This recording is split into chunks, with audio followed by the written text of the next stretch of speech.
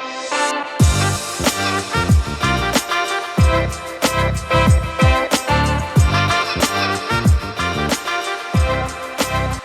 everyone, welcome back to the Intelligent Conversations podcast. Today I have the honor to learn from John Mendez.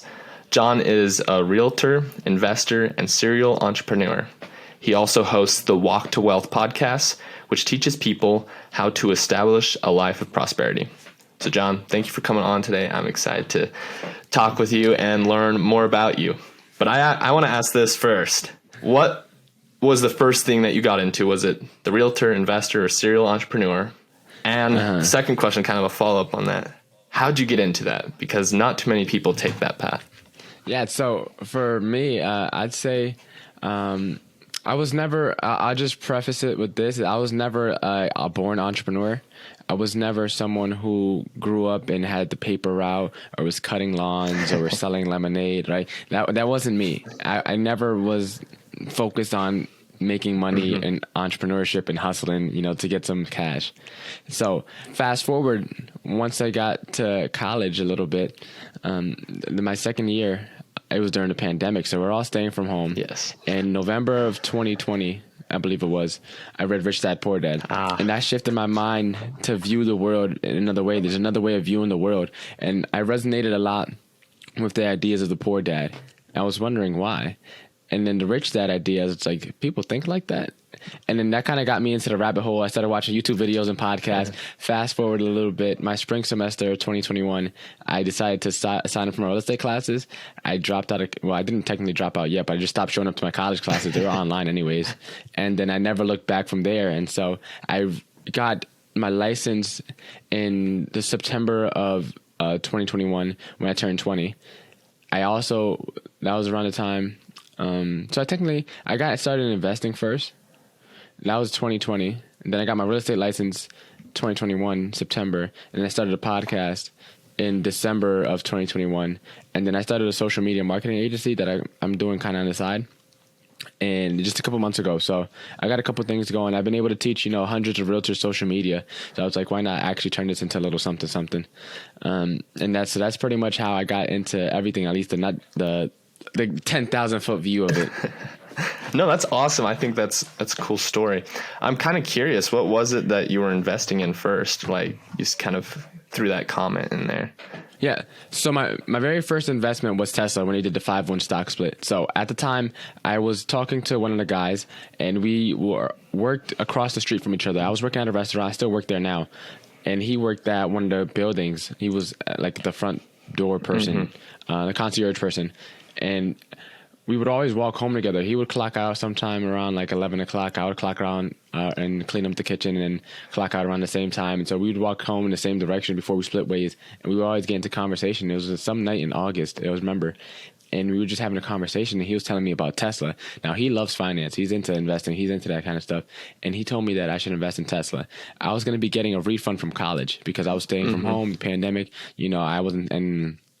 I wasn't rooming and boarding, so I had a big refund check come in. He was like, John, take some of that money and invest in Tesla. They're doing a 5-1 stock split. I was like, I don't even know what that means. What is that? He broke it down for me, and then I kind of asked him, why aren't you investing in it? Because I'm very skeptical.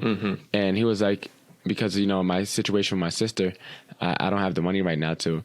And I feel like when you come from scarcity, most people, if they can't invest in an opportunity, not even just in an actual investment, if they can't go forward with an opportunity, tend to keep it to themselves.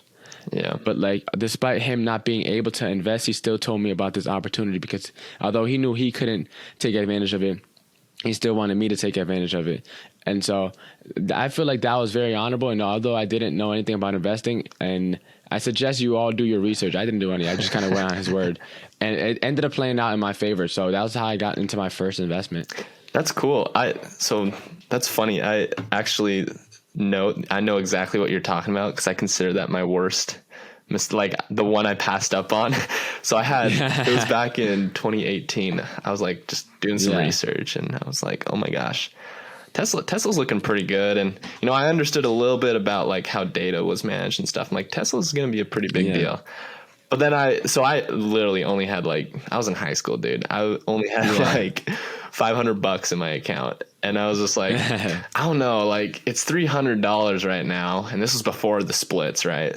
Like, I don't know if I can put all my eggs in one basket. So I ended up splitting it into multiple stocks, right? Just to kind of get a feel for it. And to diversify. Yeah, exactly right. And then I just look at Tesla and I'm like, oh, dang, it's 400. Dang, it's 500. And I just see it slowly just keep climbing like, dang, it's something I missed out on. And then when I saw the split, I was like, oh my gosh, I could have made so much off that. And I consider that one of my biggest mistakes there. So I kind of want to ask you this.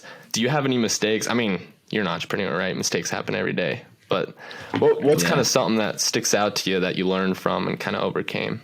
I'd say my biggest mistake is realizing that I was chasing goals for goal setting sake and lost sight of the reason why I started in this road. So for me, I got into real estate because I wanted to do investing, right? Mm-hmm. And I took a wholesaling class. And I had a bad attorney who told me pretty much you can't wholesale in Connecticut. Now, make sure you check with your state, but you can wholesale in Connecticut. He told me otherwise. And at that time, he was the professional in my eyes. And so that's kind of what kind of led me into getting into real estate as an agent and getting my license. But also, I got into real estate because I knew I always wanted to get into public speaking. Mm-hmm. I always wanted to, speak on stages. And so I thought, well, I need to become credible in some respect, in whatever industry. I kind of already interested in real estate. I'm just going to go in, start selling houses, become a top producer, become someone that, sells houses often. And then speaking opportunities will eventually present themselves to me. And I was kind of chasing becoming a top realtor, and I kept finding myself distracted. And every time I was distracted, it would be with the podcast. And now, I've been doing the podcast for quite some time now. And then even when I started the social media thing, it's like I've tried to do work for that, and I find myself distracted. And every time I was distracted, it was the podcast. And then I started getting opportunities to, teach and speak, and now be a guest on other people's show. And the door for public speaking was opening before me. Long before, when we're recording now, but because I had my eyes set at that I had to become a successful realtor in order to have enough credibility to speak, I still held on to trying to be a top agent. Yeah. And I wasn't, as you know, what you focus on expands, but the more diversified, the more diluted you are across different endeavors, you're never going to grow in any of them. And so I probably could have made so much more growth with my show and with my podcast and speaking if I had just realized early on that what I had originally came into was speaking, and although the plan didn't look like what I thought it would have to look like in order for me to get to the point that I wanted to get to, I could have easily just pivoted sooner and made a lot more focused efforts into what I'm doing now to get me to where I want to be. I like the point you bring up with distractions. I think oftentimes, right, we get distracted from what we really want, right? We think we know what we want, right? But then we get distracted by other things that, I don't want to say busy work, but it's kind of what it is, right? We have these goals that almost like conflict with each other, and it's like, oh my gosh. And then another point too, right? Procrastination isn't as bad as everyone makes it out to be, because procrastination, it tells you something, and you have to look at it, what it's telling you. Mm-hmm. I kept procrastinating with my goals in terms of trying to become a top realtor and start my social media thing. Why? Because the podcast was always where I should have been focusing on. Right. So when you're procrastinating on something, procrastinating and go, you either A, might be, a lazy piece of garbage and, not serious about it, or you might be someone that is actually being called elsewhere and you haven't realized it. And so pay attention to yourself. Be aware enough to sit down and say, okay, I keep finding myself distracted. I'm not hitting my goals. I keep on procrastinating. Why is that? Is it because I genuinely don't want to do this and I should be doing something elsewhere? It could be. Or is it because you're not putting enough action? There's definitely a difference between the two. So don't confuse laziness for you being in the wrong, endeavor. I agree too. I think that, what was it? Trying to remember the quote or the guy I was listening to, but anyway, it was talking about how procrastination is usually a sign of like, hey, maybe you need to like switch gears. Like if you're continually procrastinating things, then you need to find yourself. You need to find yourself and maybe change paths, or maybe find that purpose or find that why you are doing it. And I think oftentimes, right, we go into things thinking we know why we want it, but then right when things get hard, we're like, wait, do I really want this? And those doubts. So I kind of want to ask this: what's the difference between like just having those doubts, or like just it's not your why? Is I guess what I'm getting at. Yeah. So when it comes to having doubts, I feel like we all have them. No matter who we are, it's just how we show up in this, in spite of those, doubts that we may have, those uncertainties that we may have. But when it comes to, your why, and your why is something that will always change. And I like to think of your why as, fuel kind of for why you're doing what to get up. It's like you're filling up your tank with your why, right? That could be, for your kids, it could be, you're similar to my age. So it could be for our future selves. It could be for our dreams. It could be, but a lot of the times our why is attached to someone else. Right. It's attached. I want to make my parents proud. I want to make my grandma proud. I want to make Mima proud. Yeah. I want to make, the family proud. I want to make my friends proud. I want to make someone. It's usually a lot of times when people say their why, it's always attached to somebody. Now, the problem with that is that if your why is always attached to somebody else, for example, there's a lot of times like people, fight so hard to get approval from their parents, and they have like maybe like a tough dad or a tough mom that never says, I'm proud of you. They always just say, oh, you messed up here, or oh, you could have done more, right? And now their why is to make them proud, and they spent their whole life, losing themselves at the cost of their why. So yeah, it fueled their success, it fueled their growth, but they were losing themselves the entire time. So the problem with the why is usually it's based upon someone who's not ourselves, right? And that kind of makes us a slave to that other person without us realizing it. That's an interesting point. I never thought of it like that. I agree. I think that, attaching that why to another person, it can definitely serve as fuel. And I mean, that can be a good thing as well, or a bad thing, right? That's up for, I think, you to decide, right? And yeah. I mean, the thing is, right, you need to find that why of like for yourself, like, hey, why am I doing this? And then if you want to attach to other people, so let's say, right, you want to create a better future for yourself.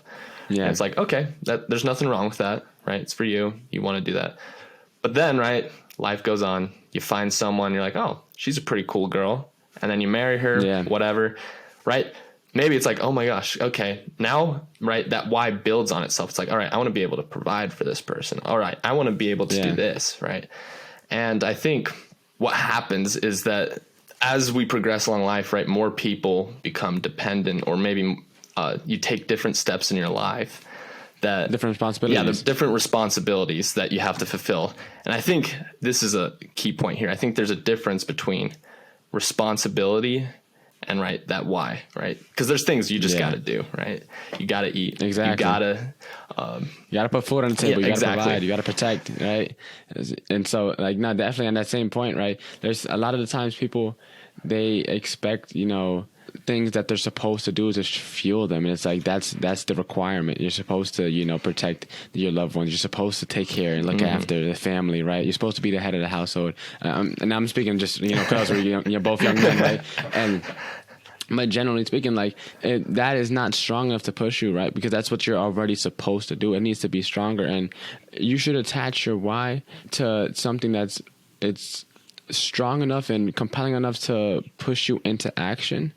But know that too much of anything is a bad thing. There's so many times, like we're speaking about families now, so many times people stay in marriages longer than they should have, or stay with other people, especially when there's a kid involved, right? That could be their why, is to put it all together. And then, the kids grow up and they leave the house. And now it's like, I spent the last 20 years pushing for this and forcing my way through this because I wanted to do this. And now people have midlife crises, right? I was talking to a friend who just so happens to be a realtor that I'm connected with. She's down south though. And she was talking like how she stayed in her marriage for a long time. And now like she's a little over 50 now and realizing like, I don't even know who I am anymore. Right, because when you go too far, when you go to the extreme, right, your why, it'll eventually lead you to lose yourself. Because as I said, you're pretty much always focus on that other person, whether that's your kids, your parents, your friend, your old teacher in third grade that said, I believe in you, right? It doesn't matter who it is, but that's, too much of anything is always a bad thing. So you got to it's a fine line to walk, but definitely your why can definitely fuel you, but it'll always change as well, right? Your same why now may not be the same why in the future. So you need something a little more stable to set your foundation on. So this is kind of a question that comes up, this just kind of suddenly. So maybe some people, I mean, I'm just kind of playing the devil's advocate here, but Yeah. they would kind of say, hey, what's the difference between losing yourself, right? Or maybe it's just progression, right? Like maybe I'm developing, becoming a better person. What would you say is kind of the difference between that? Because progressing, you're in charge of that, right? Losing yourself usually happens. It's like you don't realize the weight of the change, right, or something like that until you can't walk. Sometimes it's the quote that goes something along the lines. I butchered it entirely, but essentially what the quote was saying is that you really usually don't realize your mistakes until it's you're pretty much paralyzed at the weight of it all. That's usually how it comes when you're losing yourself. You don't realize in the day to day that you're losing yourself.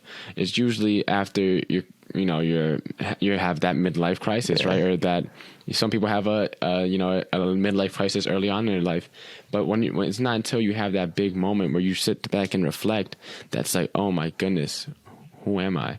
Right? When you're progressing, of course you're going to be, taking a step forward, but usually you're more in charge of that. Usually, if you're reading books and stuff like that, you can expect yourself to grow out of your shell and grow into a different person, especially if you're going to conferences, you're listening to podcasts like this, you're reading books, you're networking, you're masterminding, right? You're going to expect to grow. But usually when you lose yourself, it's usually because you're spending a lot of time at work. You might have picked up an extra job. You're starting another side hustle. Maybe you're starting a podcast, right? You have all these things that you're starting off, and you get so busy, and then slowly but surely you stop working out as much. Maybe you start skipping the gym. You go a little less frequently. Now you're super busy with work. Now you start skipping meals, or you might start eating out. You're calling out, ordering takeout, right? And it starts little, slowly but surely. And next thing you know, fast forward a year, you're out of shape. You're unhealthy. You're at a job you dislike that you were only working for pretty much just a paycheck to pay some extra bills, right? And that's usually when you realize, like, it takes something to hit you for you to realize, like, hey, like, where did it all go? Exactly. I think you're right on. I think sometimes, right, we get so hyper focused on one area of our life when in reality, right, there's multiple things you want to take care of in your life. And I know we kind of mentioned this at the beginning before we started recording this, but correct me if I'm wrong, but there's like a Japanese, not proverb, saying, it's called Ikigai. Ikigai. Yeah. Ikigai. Could you kind of like tell people what that is and what kind of the idea behind it? Yeah, so I've been reading a lot about this pretty recently, and it's pretty interesting. So it's essentially, it's going to be hard to visualize, but I'll describe it the best if I can for anyone that's listening. But it's pretty much 4 circles, and the 4 circles all overlap each other. It's like kind of like a Venn diagram, right, with 4 circles. Mm-hmm. And on the top circle, it's what we love to do. And this could be an exercise that you kind of, if you have some time now, pen and paper, that you probably go through right now as you're listening to this. If you have, pen and paper nearby or something that you could just think about or ponder on. And so the first circle is what you love to do, right? What would you do for the rest of your life if no one ever paid you? If you never made a single penny from it, what would you love to do for the rest of your life, right? And don't think about, parameters. Don't think about the bills you have to pay. Just start listing down all the things that you would love to do. And even if no one ever paid you, that could be reading, that could be playing piano, that could be skateboarding, that could be playing basketball with the guys, right? That could be so many different things. That could be mountain climbing, taking a hike, walking a dog. What would you do for the rest of your life if no one ever paid you a penny for it, right? List that out. Then the second circle to the right, that's what the world needs, right? You could talk about, the obesity crisis in the U.S. You could talk about global warming. You could talk about, the food shortage we got going on. You can talk about, maybe politics, whatever it may be. What problems do you see in the world that you feel pulled to? List out all those problems, right? And then try to look for overlap between the two. Like, for example, if you want to, if the obesity problem in America is a issue that you feel compelled to act on, and you also love working out, right? We have some overlap there. You're on the right track, right? Then the third circle is what can you be rewarded for? A lot of the times we get into things, and a lot of these endeavors don't actually pay us. For example, an endeavor that the world needs and you may love to do, but isn't going to pay you well, might be an elementary school teacher. It's unfortunate, but some things pay more than others. Like it's, STEM field, you might get some more money. So what can you be rewarded for, right? Some things, let's say you start a coaching program for, how to solve Rubik's cubes, I don't think the market is too big in that area, right? So I don't know how well you could be rewarded for that, right? Mm-hmm. So list out all the things that the world would reward you for, right? And then the final circle is what are you good at? But I also like to think of it as what do you have the potential to be good at? Yes. Because a lot of times, especially in our age, right, we're relatively young. A lot of the times, we don't have enough, as much time or attention as some of these older folks have, because we're still relatively starting off early on, right? Mm-hmm. And so it's like, if you have certain skills that by the time you're 20, you should have a good idea as to what you may be kind of good at or what you have a knack for a little bit. But what skills can you develop into something that's amazing, right? Because most of the time, we're not usually at this age too excellent at really anything unless been training since a young kid. But what are you good at now? And if you don't have too many skills that you're good at, what do you have the potential to get good at? And when you find the intersection of all four circles, that's what you call your ikigai, your reason for being. And the people where this concept come from live in an island in Japan, and they have the longest life expectancy in the world. So there's some truth behind it, right? Live a longer, happier life, right? They're not stressed. Yeah, they're not stressed over all the things that maybe we get stressed over. And It's funny, I was actually talking about that with someone recently one time I was talking about how I was talking with a guy on a podcast, and he was just the happiest guy. And funny, I mean, for those of you who know him, John Leister, he was, if you watch the video of it, he was at a bus stop, right? And he was just chatting away, just excited that he's alive. I'm sitting, I'm like, dude, that guy isn't like, I could just look at his surroundings. I'm like, this guy's not as good position as I am, right? And I'm sitting there like, oh my gosh. And it kind of like made me think, I'm like, oh my gosh, like what am I doing type of thing? Like this guy is the happiest guy on the planet. I need to maybe start looking and asking, hey, why am I doing this? And I would say this is something that I would recommend is don't rush yourself into your why either, right? Sometimes we want to just sit there, okay, why am I doing this? And you just answer it, right? No, when I came up, so I wrote a sentence.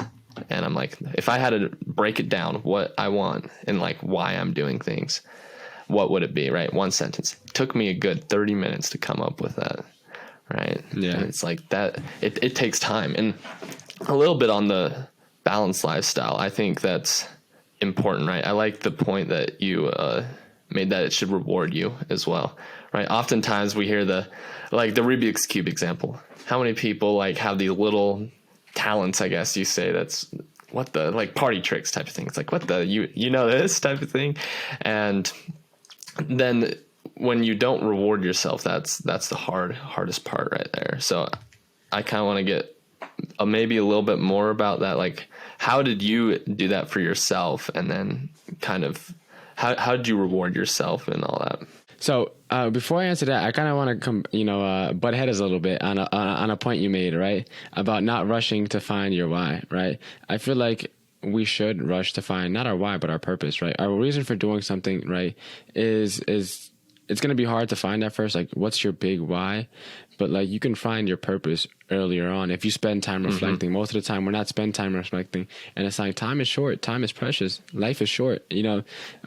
If you're just hoping that it'll hit you across the face one day, it's like more often than not, you're never ever going to see it. Exactly. When it does, right? You're not going to realize it. So if you could, and not rush in terms of like get upset if you're turning 20 or 25 and you haven't found it yet, but actively search for it, right? And if you don't know where to start, at least start from, in reverse order and take away things that you don't want to do, right? Do exercise like the one I just mentioned, take classes, start reflecting on, what do I love to do?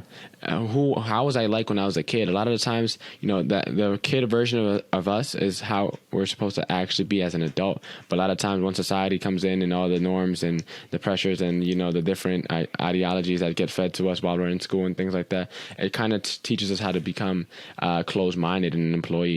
So it's like, who were we when we were kids? Right? We were someone that, loved to go around and just have a great old time. And now you're some old grump. And like, tap back into that inner child and, actively pursue these things, because it's not something that's just going to magically appear on your door. But don't be upset at yourself if you're at X age and you still haven't found it yet. Yeah. Now, don't hold yourself, don't be upset if you haven't found it yet, but actively be in pursuit of it. I agree. I think right? You almost want to like focus on it, right? It should be in the back, like in your mind. It shouldn't be something that you just, and again, I like that you stress that, hey, it's not like, if it doesn't just slap you in the face one day that you just come up with that.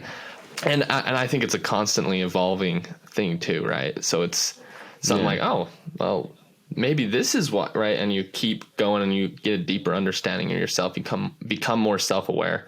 And I like the point that you made about harnessing that inner child. I think a lot of people kind of forgot that, right? Yeah.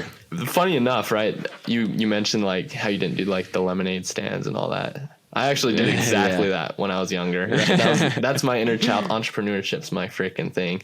And I just find when I get in those situations, like put myself like entrepreneurial situation, that it's just, I just love it. I'm happy and I like doing it. And that, again, I think you hit it right on, is you kind of have to find like, hey, what did I like doing as a kid? Like what just made me happy? Because right, we're so innocent and nothing corrupted our minds like school and all that.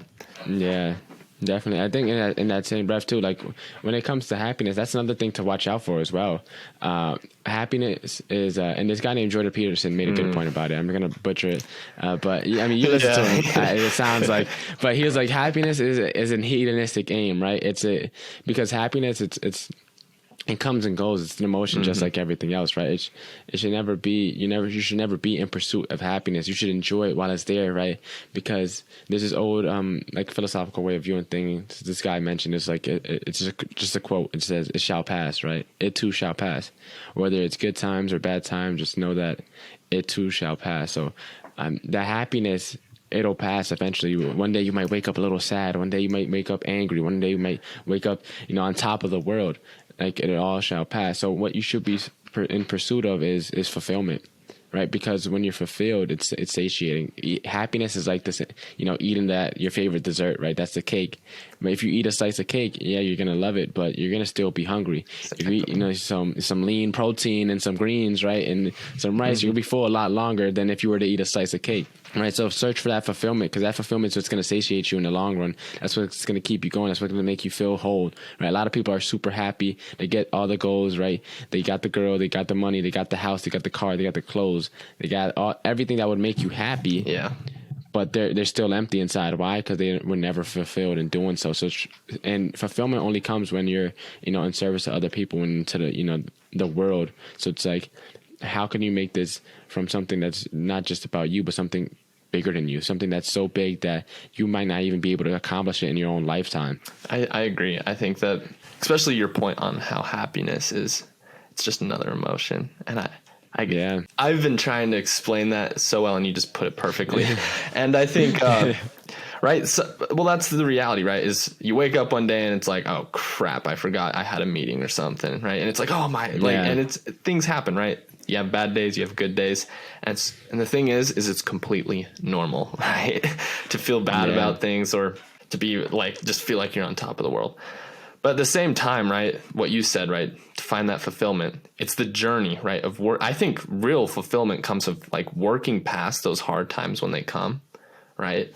And like a hard challenge hits you and you're like, oh my gosh, this is hard. I don't know how I'm going to do it. But then when you work through it and you achieve and you work past it and get past that challenge, and then you get that happiness, it's like, oh my gosh, like I did that. That's what gives you the happiness, that little boost of dopamine, right? It's like, oh my gosh, like I worked so hard and I got this, right? And it's the journey, I think, that matters. I think that. Yeah. And then another thing too, you mentioned, right, is pushing through. It's like, if you're going through hell right now, why stop in the middle of it? Exactly. Steve Harvey right there. Right? Yeah, just keep on going. If you're going through some hard times right now, why stop in the middle of it? You got to push through. You got to make it to the other end, because that's where, you'll be able to reap, the fruits of your labor if you make it to the other end, but you're never going to get to there if you stop in the middle of it all. Exactly. I think you're right. And again, on the quitting part, I'm kind of curious, because I've had guests say, like, sometimes you just need to step away, right? Like, there's just, I think it would have something to do with your why. It's like, okay, this has nothing to do with me. I don't know why I'm doing it. You just sometimes need to quit, right? Yeah. Winners quit more than losers. Really? I'm kind of curious. Yeah. Give me some more on that. winners quit more than a lot of people, right? Because in order to be a true winner, you have to quit at a lot of things, right? A lot of the times people lose. When people lose, and the difference between losers quitting and winners quitting is losers quit when things get hard. Winners quit things that aren't serving them the best, right? For example, right, I still remember, like, when I made the basketball team my sophomore year of high school. But in my head, I only tried out because basketball trials, it was like a party, right? Oh, you going to basketball trials? Hey, John, you going to basketball trials? Are you going to basketball trials? Everyone was going to basketball trial. People that had no business going to tryouts, go to tryouts, right? And it was like an its own little event. And so I ended up making the team just from going. But I knew that's not, deep down in my heart, that's not what I really wanted to do because my main focus was football. Right. And I could have done both, but it wasn't the same because I had a bad coach my freshman year and he made me kind of dislike basketball. So he kind of ruined it for me, unfortunately. But, I had the awareness enough to know that I made the team, but I wasn't doing it for me. Right. So I had to let that go. Right. And for example, when you're starting a business, not to put it into an entrepreneur perspective, if you want to scale your business, you can't waste time doing admin work. You got to quit that. You can't waste time doing accounting. Yeah. You can't waste time doing editing on your podcast. You can't waste time doing all these little things. You have to quit all that stuff and let go of, right? So you can leverage it out to somebody else in order to, and that's what you have to do in order to scale. You have to quit a lot of these little things. And it's about the awareness and knowing what to quit and when to quit. That makes winners different than losers when losers just quit because it's a little difficult, because it's hard, because it's not easy. And I like the analogy you used with entrepreneurs. I think also it's recognizing, right, that there's things that are you almost need to let go of some of that control, right? Like you want to feel like you're in control of your life. And that's oftentimes why people go into entrepreneurship. They're like, I want to take control of my life. I want to do all these things. But it's like, no, it's actually quite the opposite. You're going to have to give up some of that control that you so desperately crave, right? To hire out editors, hire out all these other people to do things. And then you kind of are just dependent on them and like, hey, this is kind of what I want. I know you're good at it. Can you give me this type of result? And then you go focus on what you're good at and what you provide to the business. And I think that point is right on. I think oftentimes that everyone, like, they want to feel like they have that security, right? That control over their lives. And just look at the different industries too. Like, I'm in real estate, so I know these numbers a little bit, right? So within 2 to 5 years, 80 to 87% of realtors leave, right? The business.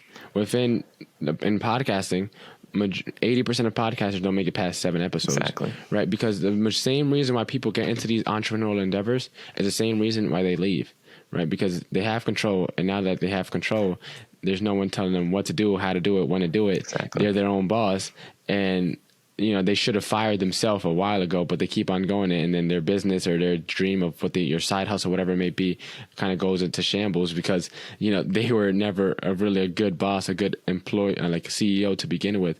And now they have to go back to a regular job. Not saying anything's bad about regular jobs, but if you're left for one reason and you're getting back into it for the same reason you left, there's a clear problem there. Exactly. I think you're right on that.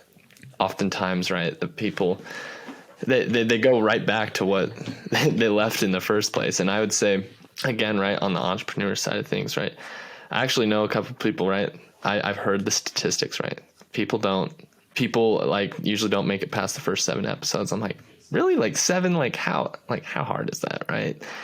Yeah. Right. I'm telling you, when I got to that 7th episode, I was like, dang, this is a lot more work than I thought, right? And Same here. And you're just like, okay, I need to start like thinking of outside. It's almost like instead of thinking about what you want, it's like, all right, I need to start thinking bigger. I need to think outside myself, right?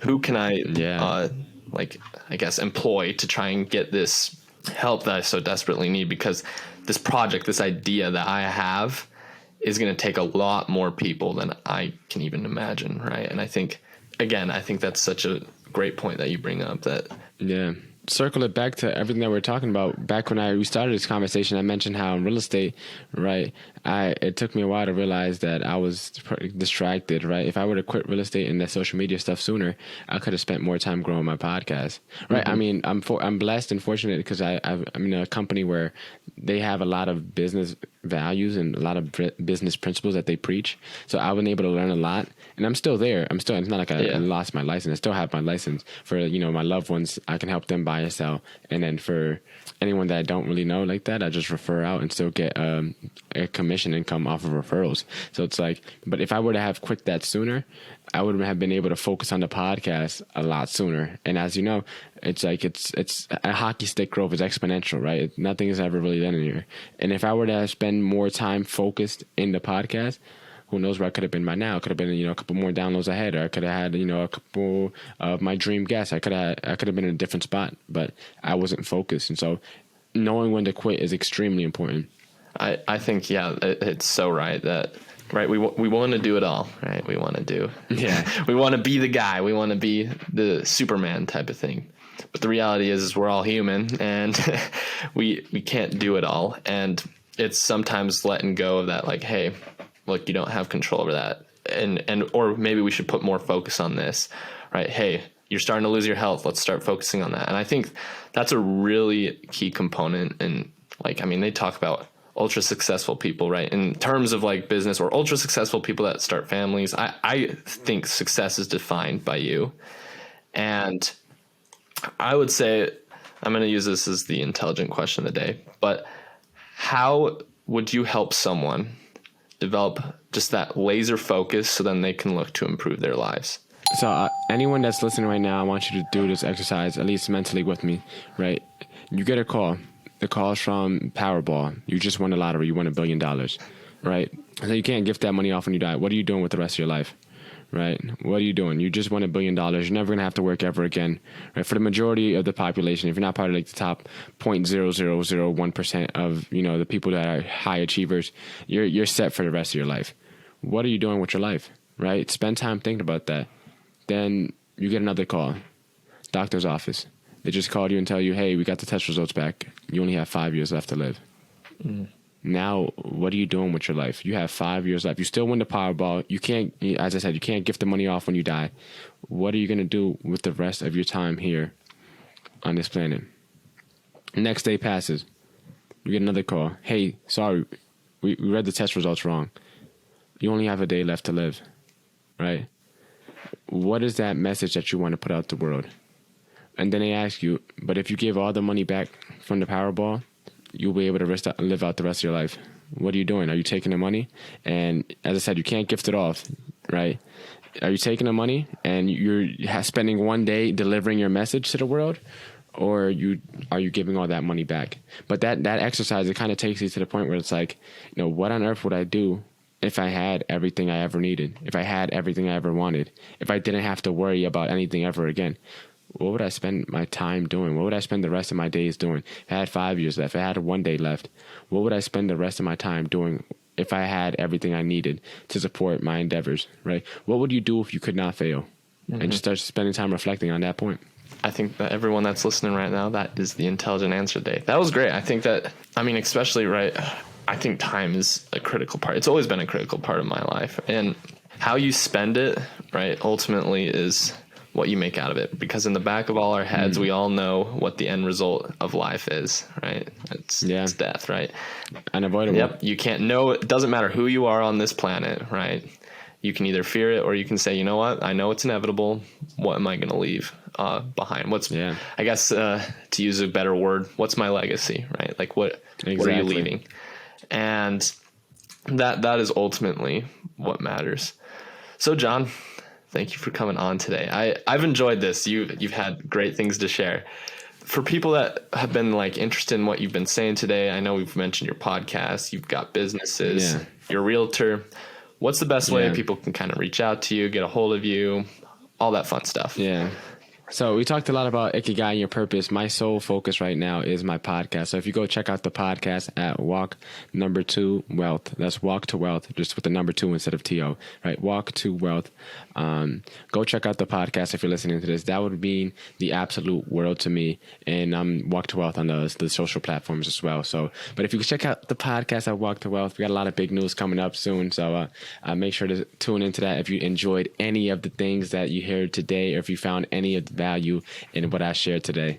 Awesome. Well, thank you, John, for coming on today. I enjoyed having you. You had great things to share today. Hey, everyone, that is John Mendez. As you can tell, he's a very intelligent person, has great things to say. I challenge you guys, if you liked anything that you heard today, to reach out to him. I'm sure he would be happy to do that, and to listen to his podcast, Walk to Wealth. Stay tuned till next week. We have a great guest lined up for you guys. See you guys next week, and let's get after it. Hey everyone, if you liked this episode and would like to hear more, be sure to hit that subscribe or follow button. We release a new episode every Wednesday for you guys to listen to. Thank you guys so much for the support that you give. We could not have done this without you guys.